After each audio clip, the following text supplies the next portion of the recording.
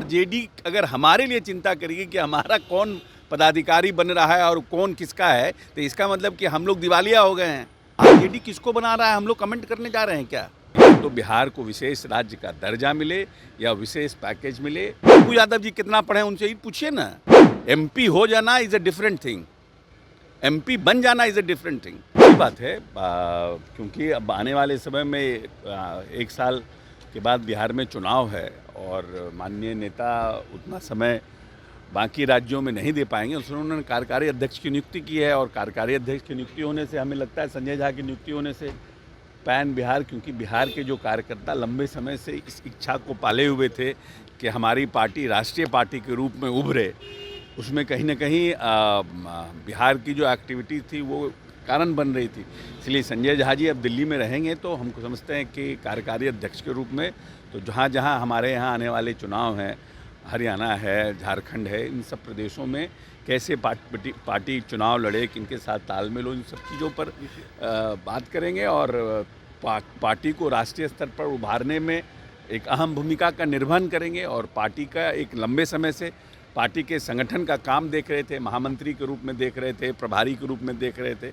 मैं समझता हूं कि ये एक अच्छा और उचित निर्णय है और समय पे किया गया माननीय नेता का निर्णय है। स्पेशल पैकेज को लेकर राजनीतिक प्रस्ताव जो पारित हुआ है उसमें हम लोगों ने जो हमारे पुराने डिमांड हैं, स्पेशल या तो बिहार को विशेष राज्य का दर्जा मिले या विशेष पैकेज मिले, उस राजनीतिक प्रस्ताव में हमारे जो नेशनल एग्जीक्यूटिव ने उसको पास किया है और हमारे जो केंद्रीय हमारे जितने भी जो हमारे माननीय मंत्रीगण हैं और जो वहाँ पे हमारे एमपी गण हैं वो प्रधानमंत्री जी से बात करके हम बिहार के विकास के लिए भारतीय जनता पार्टी के साथ हैं और कैसे बिहार का विकास हो, ये चिंता भारतीय जनता पार्टी को भी है और जनता दल यूनाइटेड को भी। और हमारा जो मांग है वो पूर्ववत मांग हमारा बना हुआ है, हम उस पर कार्य करेंगे। अब आरजेडी को क्या, आरजेडी किसको बना रहा है, हम लोग कमेंट करने जा रहे हैं क्या? अब ये हमारे लिए चिंता आरजेडी करेगी कि आरजेडी अगर हमारे लिए चिंता करेगी कि हमारा कौन पदाधिकारी बन रहा है और कौन किसका है, तो इसका मतलब कि हम लोग दिवालिया हो गए हैं। अब आरजेडी के दिमाग से अब हमारा जनता दल यूनाइटेड चलाएं, यही ना आप मतलब आरजेडी चाहती है कि हम आरजेडी से एनओसी ले करके फिर अपने जेडीयू का जितने लोगों को कमान दिया जाए। तो नीतीश कुमार इतने दिन से जो सरकार चला रहे हैं, संगठन चला रहे हैं, तब तो बेकार है कि कौन किसका एजेंट है, क्या है, ये भी डिसाइड करेगा आरजेडी।